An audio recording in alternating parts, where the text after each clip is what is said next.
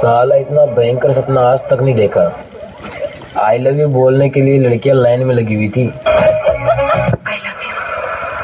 जोर से कहो। I love you, I love you, I love you, I love you। फिर कहो। कीड़े पड़ेंगे तेरे ऊपर, कुत्ते की मौत मरेगा। बेटा हो, अगर तू हमरा के छोड़ दिला नु, तो हम इतना निमन ना होई। और माई चोद के हम छोड़ब, हम संतोष पागल नहीं। रब ने बनाया तुझे,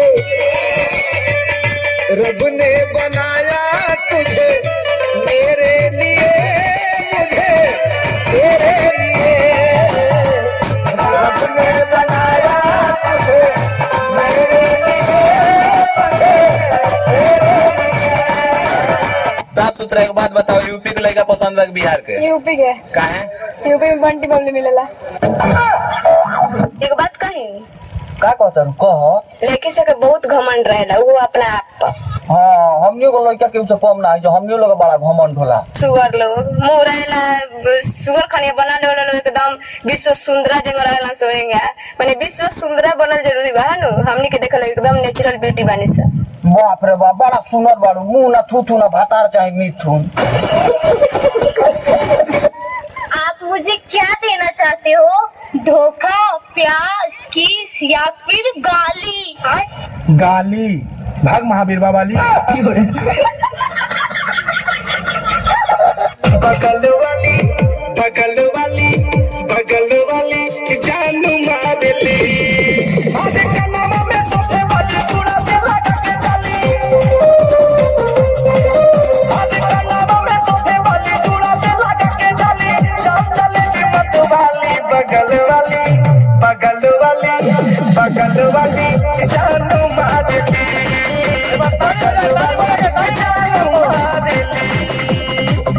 हेलो बेबी, कैसी हो? एकदम मस्त। वो कौन है बेबी? ये इमारत चढ़ा। तहलका मचा दिया दुनिया में, इस दुनिया में हमारा राज है। मैं तो हूँ सीधा पर मेरा दोस्त लौंडिया बाज है।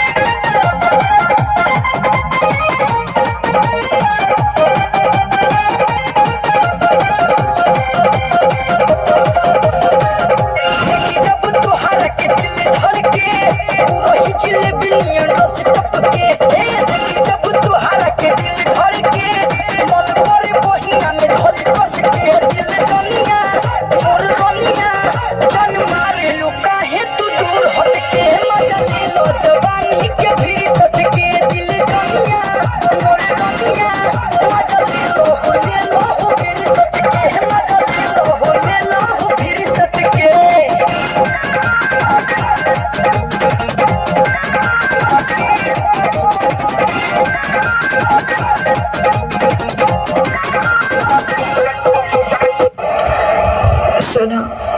हाँ बोलो ना। मेरा दिल आ रहा है तुम पर। तो आवेदा ना। आने दो। आवेदा। या फिर ब्रेक लगा दो। ना ब्रेक लगा भी तो टायर फाट जाए।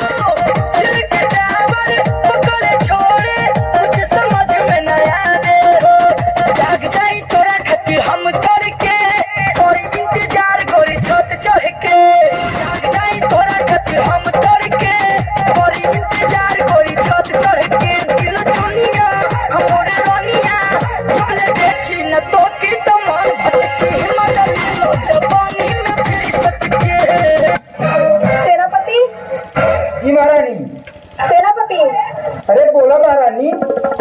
ये लो जियो का सिम का करी मिरिंडा लिखा? बीएसएनएल में ट्रांसफर कराया जाए। अच्छा, बीएसएनएल में पोत कराएगा?